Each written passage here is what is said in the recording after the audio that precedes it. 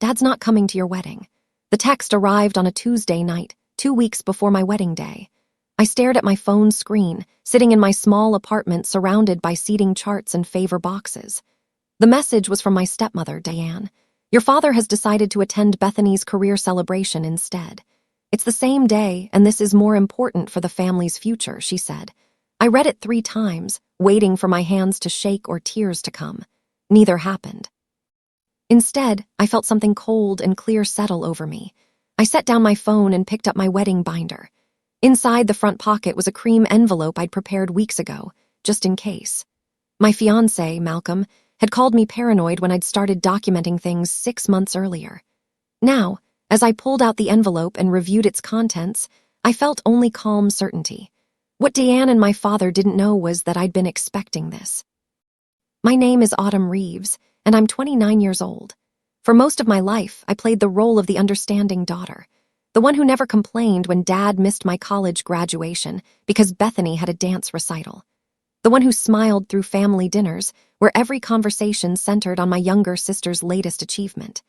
Bethany was 24, beautiful, and Dad's favorite. She'd always been the golden child since my father married Diane when I was 12. My mother had passed away from cancer when I was 9, and for 3 years it had been just Dad and me. Then Diane arrived with 7-year-old Bethany, and everything changed. Suddenly, I wasn't the center of Dad's world anymore. I became the background character in the story of Bethany's brilliance. Dad, a successful real estate developer, had built his company from nothing. He valued ambition and success above everything else. Bethany gave him that. I'd chosen social work, helping families navigate the foster care system. Dad called it admirable, but never seemed genuinely proud. The career celebration Diane mentioned wasn't even a real promotion. Bethany worked at Dad's company as a marketing coordinator, a position he'd created for her after she'd quit 3 other jobs in 2 years. This celebration was for her completing some online certification course. Dad had rented out an entire restaurant, invited business associates, and planned speeches for a certificate. Meanwhile, I'd been planning my wedding for 14 months. Malcolm and I had chosen October 12th specifically because Dad had marked it as available on his calendar. He'd promised, looking me directly in the eye, that nothing would interfere with walking me down the aisle. That promise lasted exactly 11 months. Last month, Bethany had suddenly decided to schedule her career party. When I gently mentioned the date conflict to Dad, he'd brushed it off. "We'll figure something out," he'd said. Apparently, figuring it out meant choosing her party over my wedding. I should have seen this coming, but hope is a stubborn thing. 6 months ago, I'd noticed Dad becoming distant about wedding discussions. Every time I tried to confirm details, he seemed distracted. Then I'd overheard a phone conversation at a family dinner. I'd gone to the bathroom and paused in the hallway when I heard Dad's voice from his study. "Bethany's event needs to make an impression on the investors. It's her chance to prove herself in the business." I'd frozen, listening. "But what about Autumn's wedding?" Diane had asked. That was the moment I knew. The pause before Dad answered told me everything. "We'll handle that separately. This is about Bethany's future." I'd walked back to dinner with a smile on my face and a plan forming in my mind. That night, I'd started keeping records. Every canceled lunch, every dismissive comment, every time Dad prioritized Bethany over me. I'd also started making some calls. Malcolm found me sitting at our kitchen table at midnight, creating a detailed timeline of events. "What are you doing?" he'd asked. "Protecting myself," I'd replied. The morning after Diane's text, I called my father directly. He answered on the 4th ring, his voice carrying that distracted tone I'd grown to recognize. "Autumn, I'm in a meeting. Can this wait?" "No, Dad, it can't." "Did Diane tell you she texted me last night?" There was a pause, then a sigh. "Look, sweetheart, I know this isn't ideal, but Bethany's career party is crucial. Important clients will be there. It's networking. And my wedding isn't crucial." I kept my voice steady. "You promised to walk me down the aisle. We'll work something out. Maybe I can stop by the reception afterward, or we could do photos another day." My father actually suggested missing the ceremony entirely. "The ceremony is at 2 p.m., Dad. Your daughter's wedding ceremony. I understand you're upset, but this is about Bethany's future in the business. She needs me there to introduce her to potential investors." "What about my future?" I asked quietly. "This is my wedding day." "You're already settled with Malcolm. You have a good job. Bethany needs more support right now. I ended the call without arguing further. There was no point. Dad had made his choice just as I'd suspected he would. Malcolm found me staring out our apartment window. He didn't come around. Malcolm asked, wrapping his arms around me from behind. No, and I didn't expect him to. I leaned back against him. Are you okay? Honestly, I'm relieved. Now I don't have to wonder anymore. I pulled out my phone and sent a single text to 3 people. My Uncle Jerome, Dad's older brother. My Aunt Carolyn, Mom's sister. And Patricia Wells, Dad's longtime executive assistant. The text was simple. It's happening. Confirming Plan B for October 12th. All 3 responded within minutes. Jerome wrote, already handled. Carolyn sent, your mother would be proud. Patricia's message made me smile. Mr. Reeves is going to learn an important lesson about priorities. Everything I'd quietly put in motion over the past 6 months was about to unfold. Dad thought he was choosing between 2 events. He had no idea he was actually choosing his entire future relationship with me. 3 days passed with no contact from Dad.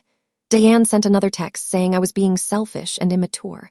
Bethany posted on social media about her upcoming celebration, hashtagging family first and blessed. The irony wasn't lost on me. I spent those days finalizing details that had nothing to do with flowers or seating arrangements. Malcolm and I met with Uncle Jerome at his law office downtown. Jerome had never forgiven Dad for how he'd treated me after marrying Diane. Your father built his company, but he forgets who helped him in the early days, Jerome said, sliding documents across his desk. Your mother's family invested significantly when he was starting out. That investment was supposed to benefit you. I reviewed the papers carefully. Everything was legal, documented, and ironclad. Mom's parents had loaned Dad's startup capital with specific terms. The loan had been forgiven upon their deaths, but with conditions Dad had agreed to in writing. One condition was maintaining a trust fund for me, managed independently. Another was ensuring I received certain inheritance rights to family properties. Dad had violated the terms 3 years ago when he'd refinanced several properties, including one that was supposed to be held in trust for me. He'd used the money to expand his business and buy Bethany a condo. I discovered this by accident when reviewing estate documents after my grandmother passed. Instead of confronting him then, I'd quietly consulted Jerome. We'd spent 3 years building an airtight case.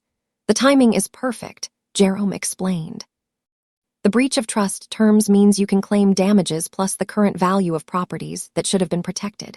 We're talking about significant assets, more than enough to make your father very uncomfortable.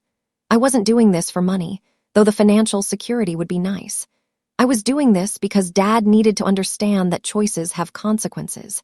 He'd chosen Bethany's fake career party over his daughter's wedding. Now he'd learn what that choice really cost him. How long until everything is filed? I asked. The morning of October 12th, Jerome confirmed, right when he's getting ready for Bethany's party. A week before the wedding, Bethany called me. It was the first direct contact I'd had with her since Diane's text. Autumn, I heard you're upset about the schedule conflict. Her voice carried that practiced sweetness she used when she wanted something. I didn't respond, waiting for her to continue. I want you to know I didn't plan this to conflict with your wedding. Dad just thought this date worked best for the investors, so you could have chosen literally any other date, but you picked mine. There was a pause. Look, it's just one day. You'll have lots of photos and memories. This career party is really important for my future with Dad's company. Right, I said flatly. Your future. Bethany sighed dramatically. Why do you always have to make everything so difficult? Dad says you've been guilt-tripping him about this. I've been guilt-tripping him by wanting my father at my wedding.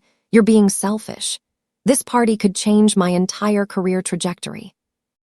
Dad's introducing me to people who could give me real opportunities. The certification you got was from an online course, Bethany. You spent 6 weeks watching videos. I couldn't keep the edge from my voice. I spent 14 months planning a wedding where Dad promised to walk me down the aisle. You don't understand business, she snapped. This isn't about the certificate. It's about networking, about Dad showing confidence in me to potential partners. And my wedding is just what? Background noise. Family is supposed to support each other, Autumn. Sometimes that means making sacrifices.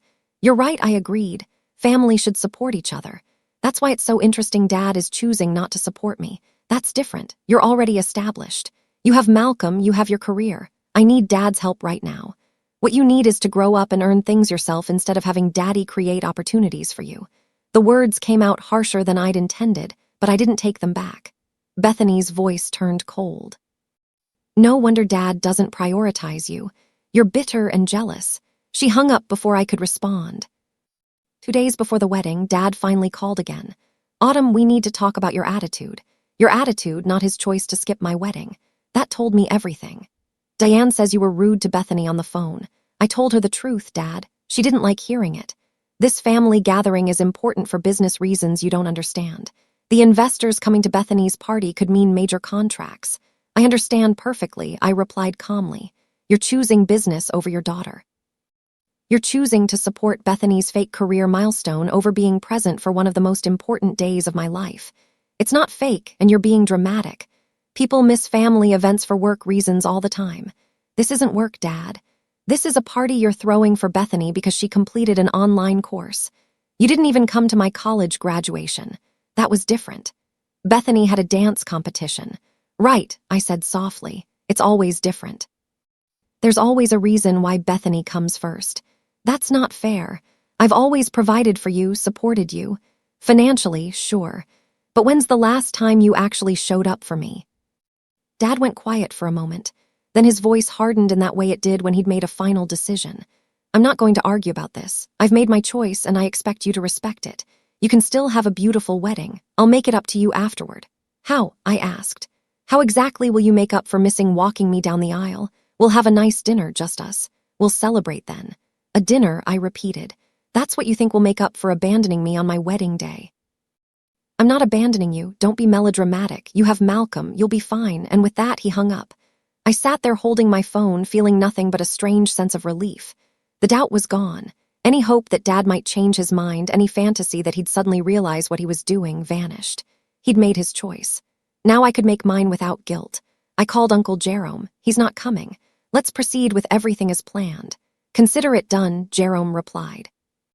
October 12th is going to be a very educational day for your father. The morning of October 12th dawned clear and beautiful. I woke up in a hotel room surrounded by my bridesmaids with Aunt Carolyn sleeping in the adjoining suite. My phone had 17 text messages. Most were from friends and family sending congratulations. One was from Diane. I hope you've come to your senses and won't cause drama today. Bethany's party starts at 1 p.m. Your father will be fully occupied. I deleted it without responding. Another text was from Patricia, Dad's assistant. Filed at 8 a.m. as requested. His attorney called him at 8:15. He knows. I smiled, setting down my phone. Across town, Dad was just learning that he was being sued for breach of trust, misappropriation of assets, and violation of estate terms. The lawsuit named specific properties, documented his refinancing of my trust assets, and demanded both the return of those assets and damages. The timing meant he was receiving this information exactly as he should have been getting ready to walk his daughter down the aisle. Instead, he was dealing with legal papers that threatened his business empire. My phone rang at 9:30 a.m. Dad's name appeared on the screen. I let it go to voicemail. He called back immediately, then again. On the fourth call, I answered. What did you do? His voice shook with rage. I protected my interests, Dad, just like you taught me. You're suing me on your wedding day. You're destroying your family over money. I'm holding you accountable for violating the terms of Mom's family's investment in your company. You agreed to maintain my trust. You broke that agreement. This is insane. We can discuss this after your wedding, after Bethany's party. No, Dad, we really can't. See, you made a choice. You chose Bethany's party over my wedding. Now you get to enjoy the consequences of that choice. Autumn, please. This lawsuit could damage everything I've built. I have investors coming today who can't see this kind of legal trouble. Interesting how your priorities shift when it affects you personally. You have to withdraw this. We'll work something out. We can fix the trust issues. Come to your wedding. Be there for your daughter like you promised. It's too late for that, Dad. I could hear Diane's voice in the background, shrill and panicked. Dad's voice dropped to that tone he used when negotiating business deals. What do you want? Money? I'll write you a check right now. I want you to understand that your choices matter. I want you to learn that you can't just prioritize Bethany over me constantly without consequences. This isn't about money. This is about respect. You're willing to destroy your father's business over hurt feelings. You were willing to miss your daughter's wedding for a fake career party. We both made choices, Dad. Mine just has legal weight. The lawsuit is valid. Uncle Jerome made sure of that. You can either deal with it through the courts, which will take years and cost you significantly more, or you can settle. But either way, you're not walking me down the aisle today. You chose Bethany's party. So go. Enjoy it. Introduce her to investors while explaining why you're being sued by your other daughter. Autumn, don't do this. It's already done. I hung up before he could respond. My hands were steady. My breathing was calm. I felt no guilt, no regret, just clarity. At 11 a.m., I was having my makeup done when Aunt Carolyn came into the bridal suite. Your father is at Bethany's party venue, she reported. Apparently, several of his key investors saw the lawsuit filing. Word travels fast in business circles. Are they still coming to the party? Some canceled. Patricia says at least 5 important guests withdrew this morning. They don't want to be associated with legal troubles. I nodded, letting my makeup artist continue working. Diane has been calling everyone in the family, trying to get them to pressure you to drop the lawsuit. No one's cooperating. Uncle Jerome actually told her that actions have consequences. Carolyn smiled. Your mother would have loved seeing this. Mom would have wanted Dad at my wedding, I said quietly. But she also wouldn't have wanted me to keep accepting being treated as less important than Bethany. Your mother was strong, Carolyn agreed. She would have been proud of you standing up for yourself. The door opened and Malcolm entered, looking handsome in his tuxedo. How are you feeling? He asked, kissing my forehead. Ready, I told him, completely ready. The ceremony started at 2 p.m. Uncle Jerome walked me down the aisle, his arm steady and supportive. The church was filled with people who had actually shown up for me. Friends, colleagues, Malcolm's family, and the relatives from both sides who had witnessed years of Dad prioritizing Bethany over me. As I walked down the aisle, I didn't feel sad about Dad's absence. I felt liberated. Malcolm's eyes filled with tears as I reached the altar. You're so beautiful, he whispered, and so strong.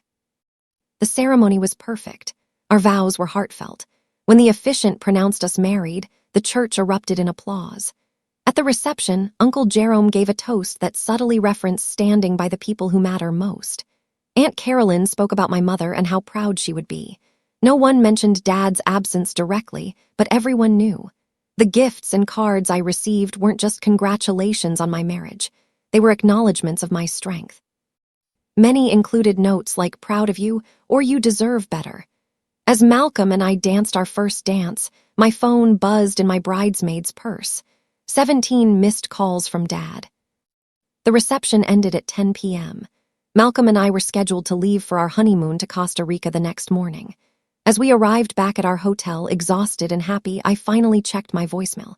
The first message from Dad was angry. How could you do this to me? You've embarrassed our entire family.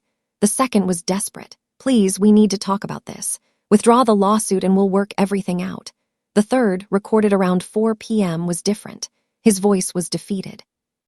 The party was a disaster. Half the investors didn't show. The ones who did spent the whole time asking about the lawsuit. Bethany is devastated. Deanne is furious. This was supposed to be her special day. I actually laughed at that. Bethany's special day had been ruined by Dad's legal troubles, just as my special day had been affected by his choice to prioritize her. The irony was beautiful. The final message came at 9 p.m. His voice was quiet, almost broken. I made a mistake. I should have been at your wedding. I'm sorry. But the damage is done now. Please call me. Malcolm and I left for Costa Rica without me returning Dad's calls. For 2 weeks, we disconnected from everything, enjoying our honeymoon without the drama. When we returned, I found my email inbox flooded with messages. Dad's attorney had sent 3 formal requests to discuss settlement terms. Diane had written a long email about family loyalty and forgiveness. Bethany sent a bitter message calling me vindictive and cruel, but there were other emails too. Colleagues who had heard about the situation and expressed support. Extended family members sharing their own stories of being overlooked by Dad. Even Patricia, Dad's assistant, sent a note. In 20 years of working for your father, I've watched him prioritize Bethany consistently. Someone needed to show him that behavior has consequences. I'm proud of you. The lawsuit was moving forward. Jerome had filed all necessary documents, and Dad's attorneys were scrambling. The trust violation was clear, documented, and legally sound. Dad had two choices: settle on our terms or face a prolonged court battle that would damage his reputation further. 3 weeks after my wedding, Dad requested a meeting. Just him and me, no attorneys, no family members. We met at a neutral coffee shop downtown. He looked older, tired. The confident businessman who had casually dismissed my wedding was gone, replaced by someone who suddenly understood consequences. Dad started talking before I even sat down. I was wrong. I should have been at your wedding. I should have prioritized you. I sipped my coffee, waiting. He continued, "You're my daughter." I let Diane and my focus on Bethany's success make me forget that. I let you down repeatedly. Yes, you did, I agreed calmly. The lawsuit isn't just about money, is it? It's about making me understand what I did. It's about holding you accountable, I corrected. You broke legal agreements. You violated trust terms. You took assets that were supposed to be protected for me and used them for your business and for Bethany. Those are facts, Dad, not feelings. He nodded slowly. Jerome sent me all the documentation. You're right. I did violate the terms. I thought I could manage everything, that you'd understand business sometimes requires flexible assets. You thought I'd just accept it because I always accept being second to Bethany, I said. You thought I'd keep being the understanding daughter who never makes waves. Dad flinched. When did I become that person? The person who hurt you so consistently. When you married Diane and decided Bethany needed more support than I did. When you started missing my events for hers. When you made excuses every time I needed you. I kept my voice even. Mom died when I was 9. For 3 years, you were my whole world. Then Diane came and suddenly I wasn't enough anymore. That's not true, isn't it? Name the last time you came to something important to me without Diane pushing you or me begging. Dad opened his mouth, then closed it. He couldn't. My college graduation. You missed it for Bethany's dance recital. My social work certification. You were at Bethany's birthday party. My engagement celebration. You left early for Bethany's job interview preparation. His face crumpled. I didn't realize. You didn't want to realize. It was easier to focus on Bethany to help her because she actually needed you. I was independent, so you could ignore me without feeling guilty. We sat in silence for several minutes. Finally, Dad spoke again. What do you want from me? The settlement terms, you mean? Or what I actually want? Both. I want you to understand that your relationship with me isn't automatic. You can't just assume I'll always be there, always be understanding, always accept being second. I want you to acknowledge that you damaged our relationship, possibly beyond repair. Dad's eyes filled with tears. Beyond repair. That depends on you. I'm not withdrawing the lawsuit. You violated legal agreements, and there will be consequences for that. But if you want any relationship with me moving forward, things change completely. How? You stop prioritizing Bethany automatically. You show up when you say you will. You treat my life choices with the same respect you give hers. You acknowledge that social work is just as valuable as business. You stop letting Diane dictate your relationship with me. And you accept that you missed my wedding and nothing will ever fix that. I can't go back and change it, he said desperately. No, you can't. That's the point of consequences, Dad. You made a choice. Now you live with it. The settlement took 2 months to finalize. Dad agreed to return the trust properties to proper protected status, pay damages for the years of violation, and establish a separate investment account in my name that he couldn't touch. Financially, I was more secure than I'd ever been. Emotionally, I was still processing everything. Dad tried to rebuild our relationship slowly. He called weekly, showing up for coffee without Diane or Bethany. He asked about my work, actually listening when I explained cases. He met Malcolm for lunch and apologized for missing the wedding. But something had fundamentally changed between us. The trust was broken, and we both knew it would take years to rebuild if it ever could be fully restored. Bethany never apologized. She posted on social media about fake family and betrayal, clearly referring to me. Diane sent occasional messages about forgiveness and family unity. I ignored both of them. They weren't my priority anymore. My priority was the life Malcolm and I were building together. The career I loved, helping families who actually needed support. The boundaries I'd learned to establish and maintain. 6 months after my wedding, Malcolm and I discovered I was pregnant. We were thrilled, already planning for our new future as parents. When I told Dad, his reaction was immediate and emotional. I want to be there for this grandchild, he said. I want to be the grandfather I should have been. That's not automatic, I reminded him. You'll have to earn that relationship. I understand. I won't miss this chance. As my pregnancy progressed, Dad showed up consistently. Doctor's appointments, baby shower planning, helping Malcolm set up the nursery. He was present in a way he hadn't been for years. Diane and Bethany were notably absent from these events. Dad attended without them, creating separate spaces for our relationship. One evening, as Dad helped Malcolm assemble a crib, he looked up at me. I think about your wedding day often, about what I missed, what I threw away. You can't fix it, I said gently, but you can do better going forward. That's all any of us can do. Make better choices moving forward. He nodded, returning to the crib assembly. It was a small moment, but it represented something larger, the possibility of growth, of learning, of change. My daughter was born in spring, 8 months after my wedding. We named her Caroline, after my mother and Aunt Carolyn. Dad held her for the first time with tears streaming down his face. I'm so sorry I wasn't there for your mother during her illness, he whispered to me as he cradled Caroline. I'm sorry I wasn't there for you after she died. I'm sorry I let you down so consistently. Some people never learn from their mistakes, I told him quietly. The fact that you're learning now means something. But Dad, if you ever prioritize Bethany over Caroline the way you prioritized her over me, this relationship is finished. Do you understand? I understand completely. And I won't. I promise you I won't. Time would tell if that promise held. But as I watched my father hold my daughter, present for this moment because he'd finally learned the cost of absence, I felt something shift. Not forgiveness exactly, but perhaps the beginning of understanding. He'd missed my wedding. That fact would never change. But he was here now, and that mattered too. Sometimes the best revenge isn't destruction. It's building something beautiful from the ashes and making those who hurt you witness what they almost destroyed.